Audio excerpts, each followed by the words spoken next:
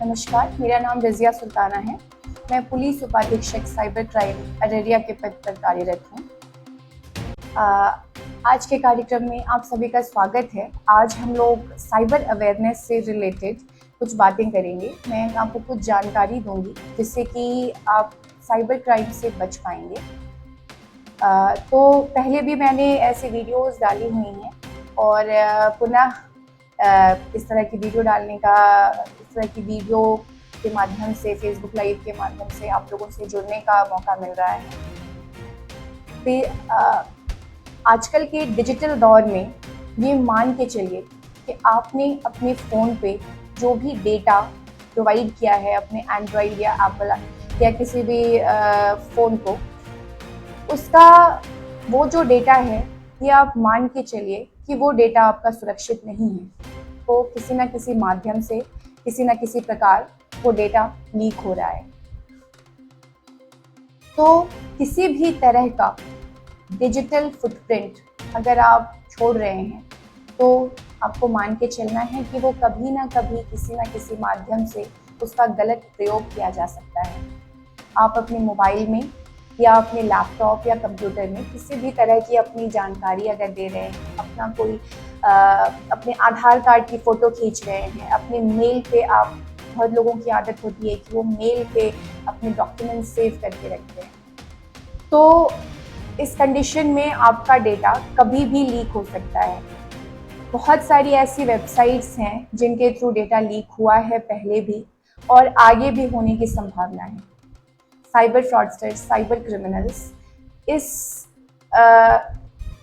दिन रात इसी चीज़ में रिसर्च कर रहे हैं, रिसर्च करने में लगे हुए हैं कि वो किस तरह से, कहाँ से डेटा चुराएं और उसका गलत इस्तेमाल करके लोगों से या तो पैसे ठगें या किसी भी प्रकार का साइबर क्राइम करें।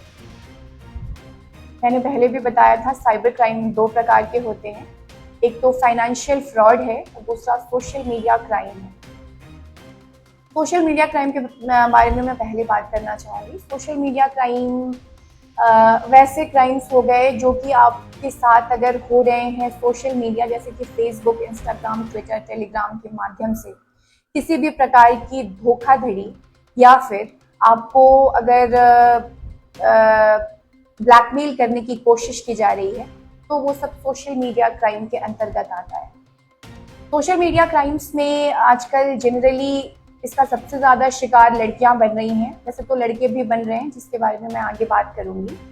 सबसे ज़्यादा लड़कियां जो हैं, लड़कियां अगर अपनी कोई फ़ोटो या वीडियो सोशल मीडिया पे शेयर कर रही हैं, फेसबुक, व्हाट्सएप, इंस्टाग्राम पे शेयर कर रही हैं, तो उन्हें ये मान के चलना है कि इसका गलत इस्तेमाल किया जा सकता है। तो सिर्फ वीडियो ऐसे लोगों के साथ शेयर करें जिन पे आपको पूरा भरोसा है, जो आपके परिवार के लोग हैं, जो आपके नज़दीकी दोस्त हैं। आपका जो सोशल मीडिया है उसे सिक्योर्ड रखें। अपनी फेसबुक, इंस्टाग्राम, ट्विटर, हर जगह प्राइवेसी को ऑन रखें। अपनी प्रोफाइल लॉक रखें ताकि कोई अनजान व्यक्ति आपके सोशल मीडिया पे आपको सर्च करके आपकी फ़ोटो या वीडियो को गलत इस्तेमाल ना कर सके। अगर आप किसी से बात कर रहे हैं व्हाट्सएप या फेसबुक से वीडियो कॉलिंग के माध्यम से, तो ये याद रखिए कि आजकल स्क्रीन रिकॉर्डिंग होती है। अगर आप व्हाट्सएप पे भी वीडियो कॉल कर रहे हैं और अगर किसी ने स्क्रीन रिकॉर्डिंग कर ली, तो उसका गलत इस्तेमाल किया जा सकता है। आपकी फ़ोटो या वीडियो को हो सकता है मॉर्फ करके वो कोई ऑब्सीन फ़ोटो बनाकर आपको ब्लैकमेल किया जा सकता है। या अगर आप किसी अपने करीबी इंसान के साथ, जिस पे आपको भरोसा हो या ना हो, अगर आप उसके साथ किसी तरह की वीडियो चैट कर रहे हैं या किसी तरह की चैट कर रहे हैं, तो ये मान के चलिए कि वो कभी भी फ्यूचर में हो सकता है कि आपका उससे किसी भी प्रकार से अलगाव हो जाए और उस कंडीशन में आपकी फ़ोटो और वीडियो का गलत इस्तेमाल किया जा सकता है। इसका सबसे ज़्यादा शिकार लड़कियां बन रही हैं। हमारे यहाँ हर दिन कई लड़कियां ऐसे आती हैं इस तरह की कंप्लेंट्स लेकर, जो कि उन्होंने पहले लड़कों से बात करी होती है, किसी लड़के से उन्होंने बात करी होती है फ़ोन पे या व्हाट्सएप पे, या उन्होंने फ़ोटो या वीडियो शेयर की होती हैं या वीडियो कॉलिंग की होती है। उसके बाद में जाकर के अगर आपसी कोई उनमें मतभेद आ जाता है तो वो लड़का उस लड़की की वीडियो का गलत इस्तेमाल करके आईडीज क्रिएट करके और उसको अपलोड करता है, उसकी फ़ोटोज़ और वीडियोज़, या फिर उसे ऑब्सीन फ़ोटो, उसकी नॉर्मल फ़ोटो को भी ऑब्सीन फ़ोटो बनाकर उस पर गंदी गंदी बातें लिख के उसका मोबाइल नंबर इवन फ्लैश कर दिया जाता है, जिसकी वजह से लड़कियों को बहुत परेशानी आती है, आगे उनकी शादी विवाह में परेशानी होती है। तो हर दिन पेरेंट्स आते हैं, लड़कियां आती हैं इस तरह की प्रॉब्लम्स लेकर। तो ऐसे में मैं बस यही कहना चाहूँगी कि आपकी सुरक्षा आपके अपने हाथों में है। आपको सोच समझ के किसी के साथ भी अपना डेटा शेयर करना है, किसी के साथ भी अपनी पर्सनल फ़ोटो वीडियो या अपनी पर्सनल बातें आप किससे कर रही हैं, ये सोच समझ कर शेयर कीजिए। अनजान लोगों पे विश्वास ना करें। अनजान लोगों की फ्रेंड रिक्वेस्ट अगर आती है आपके फेसबुक या इंस्टाग्राम पे, जो कि आपके हो सकता है म्यूचुअल फ्रेंड्स में हों, लेकिन आप उनको डायरेक्टली नहीं जानती हैं या जानते हैं, उन्हें ऐड मत करिए। लड़कों के साथ भी हो रहा है आजकल, लोन देने के नाम पे या फिर पैसों की ठगी करने के नाम पे लड़कों के साथ ये क्राइम हो रहा है कि उनको एक वीडियो कॉल आती है और उधर से कोई स्त्री या कोई महिला उधर से बात कर रही होती है और वो स्क्रीन रिकॉर्डिंग कर लेती है लड़कों के साथ, और उसके बाद उन्हें वीडियो कॉल कर उन्हें ब्लैकमेल करने लग जाती है। तो ऐसे कंडीशन में कई ऐसे समाज के प्रतिष्ठित लोग भी हमारे पास आए जिन्होंने कहा कि अगर इसी तरह से हमारे साथ होता रहा तो हम सुसाइड कर लेंगे। यहाँ तक बात पहुँच जाती है, लोगों को इतना ब्लैकमेल किया जाता है, उनसे इतनी पैसों की ठगी की जाती है इसके नाम पे कि लोग मजबूर हो जाते हैं कुछ गलत कदम उठाने पे। तो पहले ही सतर्क हो जाइए। किसी भी अनजान व्यक्ति की वीडियो कॉल तो बिल्कुल भी मत उठाइए। किसी अनजान व्यक्ति से जुड़ने से पहले बहुत ध्यान रखिए कि वो किसी भी प्रकार से आपका गलत इस्तेमाल कर सकता है, आपसे पैसों की ठगी कर सकता है या आपकी फ़ोटो या वीडियो सोशल मीडिया पे वायरल कर सकता है। इसके अलावा जो दूसरी प्रकार का क्राइम है वो है साइबर फ्रॉड, जो कि फिनेंशियल फ्रॉड है, जो आपसे पैसों की ठगी की जा रही है अलग अलग माध्यम से। आपको फ़ोन आएगी या फिर आपको मैसेज आएगा, आपको कॉल आएगी कि आपको बोला जाएगा कि आपने बिजली का बिल नहीं भरा है, आपकी बिजली कट जाएगी, या फिर आपको बोला जाएगा कि आपके बैंक का केवाईसी आपने नहीं करवाया है, आपका अकाउंट बंद हो जाएगा या सिम कार्ड आपका बंद हो जाएगा। इसके नाम पे आपको कॉल आएगी और आपको कुछ लिंक भेजी जाएगी या कोई OTP मांगी जाएगी या कोई ऐप इंस्टॉल करने के लिए कहा जाएगा। तो इस कंडीशन में आपको सतर्क हो जाना है। कभी भी टेलीकॉम कंपनीज या बिजली कंपनी, इलेक्ट्रिसिटी कंपनी या फिर कोई बैंक या कोई भी आधिकारिक इंस्टीट्यूशन आपको कभी फ़ोन पे आपका कोई डिटेल नहीं मांगता।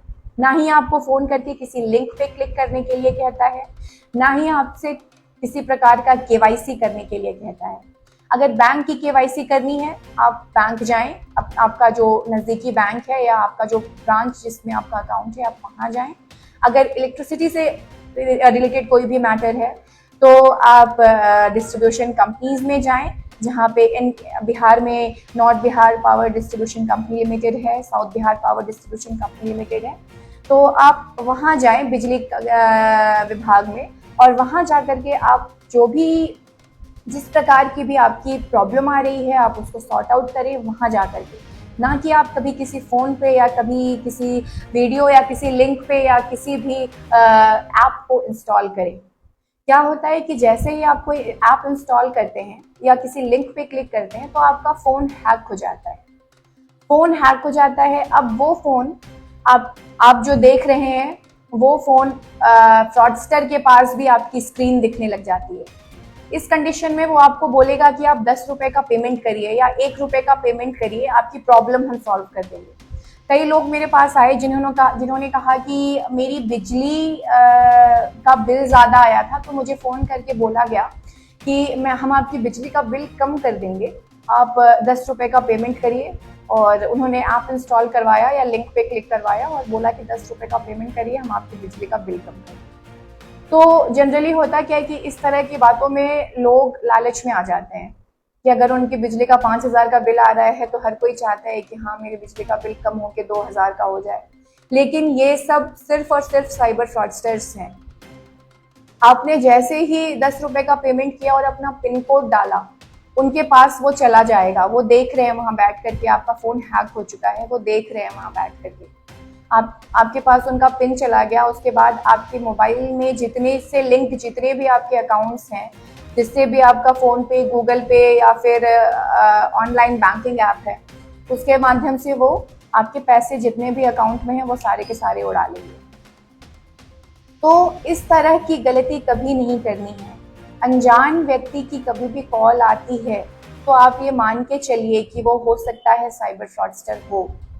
अगर कोई किसी अनजान नंबर से कॉल आ रही है और वो ये कह रहा है कि हम आपके रिश्तेदार बोल रहे हैं, हो सकता है कि वो अपना वॉइस भी चेंज कर ले। आजकल वॉइस चेंजर डिवाइसेस होते हैं, तो हो सकता है वो वॉइस चेंज करके आपके किसी रिश्तेदार के रूप में बात करे और वो अनजान नंबर से कॉल अगर कर रहा है तो सतर्क हो जाइए। अगर उस समय किसी भी तरह के पैसे की डिमांड कर रहा है या कुछ लिंक पे क्लिक करने या ऐप इंस्टॉल करने के लिए बोल रहा है, तो आपको बहुत बहुत सावधान होने की ज़रूरत है। वो फ्रॉडस्टर की ही कॉल है। आप इस कंडीशन में आप उसकी कॉल कट करके और दोबारा आपका जो रिश्तेदार या फ्रेंड है उसे उसके नंबर पे कॉल करके एक बार कंफर्म करना ज़रूरी समझिए। दूसरी चीज़ कि आजकल डिजिटल अरेस्ट बहुत ज़्यादा हो रहा है। डिजिटल अरेस्ट में आपको कॉल आएगी और आपको बोला जाएगा कि आपके खिलाफ केस हुआ है, आपके खिलाफ सीबीआई में या ईडी में या कहीं पर भी आपके खिलाफ केस हुआ है, केस दर्ज हुआ है, आप अभी इतने पैसे नहीं देंगे तो हम आपको जेल भेज देंगे या आपके खिलाफ ये कार्रवाई हो जाएगी। तो इस कंडीशन में आपको जनरली आजकल क्या हो रहा है कि वीडियो कॉल आ रही है। जब भी वीडियो कॉल आए मान के चलिए कि वो साइबर फ्रॉडस्टर की कॉल है। कभी भी अगर आपके खिलाफ किसी भी तरह का केस दर्ज होता है, पुलिस की तरफ से आधिकारिक नोटिस जाता है। 94 BNSS भारतीय न्याय सुरक्षा संहिता 94 सेक्शन 94 का नोटिस आपके पास जाएगा। किसी भी तरह का आपके द्वारा अगर किसी भी तरह का क्राइम हुआ है या फिर अगर आपके नाम पे किसी भी तरह का क्राइम हुआ है, पुलिस कभी भी फोन करके किसी भी तरह के से पैसों की मांग नहीं करती है। ये साइबर फ्रॉडस्टर्स की ही कॉल है। ऐसे बिहार में बहुत सारे केसेस हमें देखने को मिले जहां पर लोगों को कॉल आए, लोगों ने 2-2, 3-3 करोड़ रुपए दे दिए। वो आपको फ़ोन नहीं कट करने देंगे, वो आपके दिमाग के साथ खेलते हैं। उन्हें सोशल इंजीनियरिंग आती है। उन्हें पता है कि वो आपसे ऐसी क्या बात करेंगे जिससे कि आप घबरा जाएंगे और घबरा कर आप अपने जो पैसे हैं वो उनको ट्रांसफ़र कर देंगे। हमारे यहाँ एक केस आया जहाँ पर एक आदमी के पास कॉल आई। उसका बेटा कलिंगा के किसी कॉलेज में पढ़ता था, उड़ीसा के किसी कॉलेज में पढ़ता था। उसके पास कॉल आई और उसे कहा गया कि आपका बेटा इस कॉलेज में पढ़ता है, यहाँ पे उसने एक ग्रुप के साथ मिलकर एक लड़की का रेप किया है और आप अभी तुरंत हमें 12.5 लाख रुपए नहीं देंगे तो हम इसे पकड़ के लेके जा रहे हैं। अगर आप इतने पैसे देते हैं तो आपके बेटे का नाम निकल जाएगा। उसे कुछ समझ नहीं आया, उसने तुरंत 12,30,000 रुपए ट्रांसफर कर दिए। 10 लाख रुपए उसने NEFT किए, बाकी के पैसे उसने UPI से भेजे। भेजने के बाद उसे फिर अच्छा, ये कॉल जो है उसमें हो सकता है कि पीछे आपको आपके बच्चे की आवाज़ भी सुना दी जाए, रोते हुए किसी की आवाज़ सुना दी जाए, तो आप घबरा जाएंगे कि ये ज़रूर ये सच कह रहे हैं, मेरा बच्चा परेशान है, और उस समय आपको कुछ समझ नहीं आएगा। ऐसी कंडीशन में आपको तुरंत अपने नज़दीकी पुलिस थाने से कांटेक्ट करना है। उसके बाद जब उस आदमी ने वो पैसे दे दिए, वो हमारे पास आया, तो चूंकि 10 लाख रुपए उसने NEFT किए थे, तो हमने तुरंत फिर बैंक भिजवा करके उसको रुकवाया। तो वो 10 लाख तो बच गए, लेकिन 2,30,000 रुपए उसके चले गए। तो इस तरह की किसी भी साइबर फ्रॉड से आपको बचना है, डिजिटल अरेस्ट से बचना है। एक व्यक्ति को कॉल आई, उसकी बेटी दिल्ली में किसी कॉलेज में पढ़ रही थी, तो उसे कॉल आई कि आपकी बेटी ड्रग्स लेती हुई पकड़ी गई है या ड्रग्स सप्लाई करती हुई पकड़ी गई है, तो आप तुरंत 5 लाख रुपए ट्रांसफ़र करिए, नहीं तो फिर हम आपकी बेटी को लेकर के जा रहे हैं पुलिस स्टेशन। उसने तुरंत ट्रांसफ़र भी कर दिया, फिर उसने तुरंत अपनी बेटी को कॉल मिलाया, उसने कॉल नहीं पिक की। जनरली क्या होता है कि ये लोग कॉलेज से डेटा ले लेते हैं कि अगर किसी का बच्चा अगर मणिपाल यूनिवर्सिटी में पढ़ रहा है तो वहाँ का डेटा लीक हो गया किसी भी प्रकार से। ये डेटा लीक करने वाले हर जगह बैठे हुए हैं, किसी छोटे से कोई छोटा सा क्लर्क हो सकता है, कोई पीएन हो सकता है ऑफिस में काम करने वाला, तो कहीं ना कहीं से डेटा लीक हो गया। अब उन्हें पता है कि आपका बच्चा किस स्कूल या किस कॉलेज में पढ़ रहा है। अब जैसे ही आपकी बच्ची या लड़का अगर कॉलेज में गया है तो उन्हें पता है कि वो सुबह 9 बजे से लेकर 2-3 बजे तक फ़ोन नहीं पिक कर पाएगा। अगर आप उसे कॉल कर रहे हैं, वो क्लास में है, हो सकता है उसका फ़ोन बंद आए या वो फ़ोन पिक नहीं कर पाए, तो वो इसी टाइम पे कॉल करेंगे और कॉल करके आपको ब्लैकमेल करेंगे। पुलिस कभी भी किसी भी हालत में पैसे नहीं मांगती, ये मान के चलिए। आजकल एडमिनिस्ट्रेटिव ऑफिसर्स और पुलिस ऑफिसर्स के नाम पे आईडीज़ फेसबुक या इंस्टाग्राम पे क्रिएट करके और पैसों की डिमांड की जा रही है। कहीं किसी डिस्ट्रिक्ट के एसपी, किसी डिस्ट्रिक्ट के डीएम्स या कहीं के डीआईजी या कमिश्नर साहब के नाम से हो सकता है आईडी क्रिएट करके और उनके दोस्त रिश्तेदारों के साथ जुड़ के और उनके नाम पे पैसों की डिमांड करते हैं। बहुत ज़्यादा नहीं, हो सकता है आपसे 20-25 हज़ार की ही मांग करते हैं और आपको लगेगा कि अरे ये तो मुझसे कमिश्नर साहब मांग रहे हैं या ये तो मुझसे डीएम साहब मांग रहे हैं। हो सकता है उन्हें कुछ अर्जेंसी आ गई हो, कुछ ज़रूरत हो गई हो। लेकिन ये सतर्क हो जाइए, सोशल मीडिया पे, फेसबुक या इंस्टाग्राम पे कभी कोई पैसे मांग नहीं करता। ये फेक आईडीज़ हैं। इन पे आप किसी भी तरह की पैसे की मांग आती है, डिमांड आती है तो आपको नहीं देनी। आजकल क्या हो रहा है कि गाँव में जितने भी ये जो सीएसपी चलाने वाले हैं या फिर जो गाँव में घूम घूम कर पैसे कलेक्ट करने वाले जो लड़के होते हैं, ये जो साइबर फ्रॉडस्टर्स हैं, ये उनके रूप में भी आ सकते हैं कि ये आपसे बोलेंगे कि आप किसी योजना के नाम पे ये आपसे अकाउंट ओपन करवा लेंगे, सिम कार्ड आपसे निकलवा लेंगे, आपका अंगूठा ले लेंगे और ये फिर उसका गलत इस्तेमाल करेंगे। ये आपसे अगर सिम कार्ड अगर निकलवाते हैं या अकाउंट ओपन करवाते हैं तो ये उसके सारे क्रेडेंशियल्स ये अपने पास रख लेंगे। हो सकता है ये सिम कार्ड अपने पास रख लें, ये एटीएम और पासबुक, चेकबुक अपने पास रख लें और ये आपको ये सारा झांसा दिया जा रहा है किसी योजना के नाम पे। कुछ लोग आएंगे आपके पास या आपके गाँव के नज़दीकी आंगनवाड़ी बहन जी या किसी को कॉन्टैक्ट करेंगे, उनको कॉन्फिडेंस मिलेंगे, कुछ पैसों का लालच देके उनसे अकाउंट ओपन करवाएंगे आपके नाम पे और ये फ्रॉड बहुत बड़े पैमाने पे चल रहा है। उन्होंने अकाउंट ओपन करवा लिया, 30-50 अकाउंट ओपन करवा लिया और ये सारे अकाउंट्स बेच दिए जाते हैं। इन सारे अकाउंट्स को जो है बेचने के बाद इनका गलत इस्तेमाल किया जाता है। साइबर फ्रॉड जो हो रहा है उसके पैसे इन पे मंगाए जाते हैं। तो अगर आपके नाम से अकाउंट ओपन हुआ है और आपने उसका अपना सिम कार्ड या अपना एटीएम कार्ड या अपना चेकबुक, पासबुक अगर इन ऐसे किसी व्यक्ति को दिया है तो आप तुरंत पुलिस थाने से संपर्क करें और उसका नाम बताएं और फिर आगे की कार्रवाई हम लोग करेंगे। इस कंडीशन में आपको पता भी नहीं चलेगा कि किस तरह से आपके नाम पे फ्रॉड हो गया, आपके अकाउंट में करोड़ों रुपए का ट्रांजैक्शन हो गया और आप अनजाने में अभियुक्त बन गए। अगर अवैध रूप से कोई पैसा आपके अकाउंट में आता है, आपके जाने बिना या आपको बताते हुए, आपको कुछ पैसों का लालच देते हुए, 2-4-500 का लालच देके भी अकाउंट खरीद रहे हैं लोगों से, तो आप साइबर क्रिमिनल बन रहे हैं अनजाने में। तो हम लोग ये अभियान लगातार चला रहे हैं इस तरह की जागरूकता करने के लिए कि किसी भी प्रकार से आप ना तो साइबर क्रिमिनल बनिए, ना ही साइबर विक्टिम बनिए।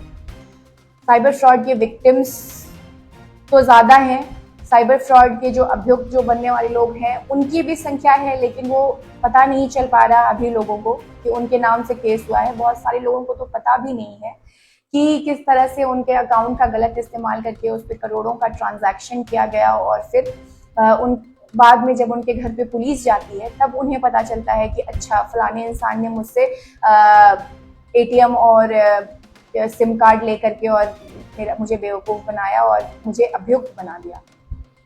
तो इस प्रकार से कोई भी व्यक्ति अगर आपके यहाँ पे आता है और आपको अगर बोलता है कि आप अपने अकाउंट की डिटेल्स हमें दें, अपना क्रेडेंशियल्स हमें दें, अपना एटीएम या सिम हमें दें, तो सावधान हो जाइए, बिल्कुल भी नहीं देना है। अगर आप कोई अकाउंट खुलवा रहे हैं, उसके सारा पासबुक, चेकबुक, एटीएम सब कुछ अपने पास रखें। अगर आप कोई सिम लेने जा रहे हैं, वो सिम कार्ड अपने पास रखें, कभी भूले से भी किसी और को आपको नहीं देना है। अगर आप कहीं जा रहे हैं किसी सीएसपी वाले के पास, अगर वो 2-3 बार आपसे अंगूठा ले रहा है, तो सावधान हो जाइए, आपके पैसे कट सकते हैं। अभी इस तरह की रिपोर्टिंग नहीं हो पा रही है, लेकिन हमारे पास ये जानकारी उड़ती उड़ती आ रही है। दूसरे जगहों पे इस तरह के इंसिडेंट्स हुए हैं जहाँ पे सीएसपी वाले जो गरीब लोग हैं उनको बेवकूफ़ बना के उनका अंगूठा 2-3 बार लेके उसका गलत इस्तेमाल करते हैं, बाद में उस अंगूठे को यूज़ करके पैसे विड्रॉ करते हैं। तो आप एक ही बार अंगूठा लगाएं और जो पैसा आपने विड्रॉ किया है वो पूरा का पूरा पैसा उस सीएसपी वाले से लें। और अगर वो नहीं दे रहा है तो आप साइबर थाने पे आके कंप्लेन कीजिए या अपने नज़दीकी थाने पे कंप्लेन कीजिए। साइबर क्राइम से सिर्फ और सिर्फ बचा जा सकता है। एक बार क्राइम हो जाता है, उसके बाद अगर आपने अगर जल्दी से जल्दी अगर 1930 पे कंप्लेन कर दिया या cybercrime.government.in पे कंप्लेन किया, तो फिर चांसेस होते हैं कि आपका पैसा कुछ अमाउंट उस पर होल्ड लग जाए। जैसे ही किसी के साथ साइबर क्राइम होता है और वो 1930 पे कॉल करता है, तो वो हमारे पास कंप्लेन आती है, हम लोग मनी ट्रेल को ट्रैक करते हैं और सभी बैंक्स को यहाँ से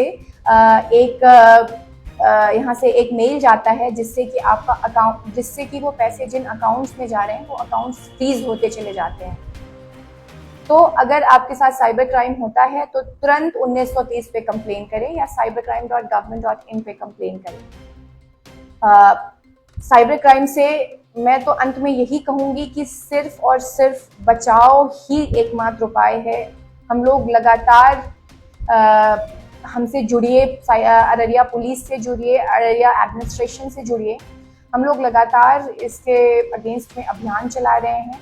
जैसे ही आप सतर्क हो जाते हैं, आपको पता चल जाता है कि कोई भी कॉल, अनजान कॉल जो आ रही है वो साइबर क्रिमिनल की हो सकती है, आप उस हिसाब से फिर बात करें। कभी भी कोई लोन देने के नाम पे आपसे पैसे ठगने की कोशिश करे, कभी भी उसका जवाब मत दीजिए। अनजान व्यक्ति की कॉल ये मान के उठाइए, अनजान नंबर की कॉल ये मान के उठाइए कि ये साइबर फ्रॉड की कॉल हो सकती है।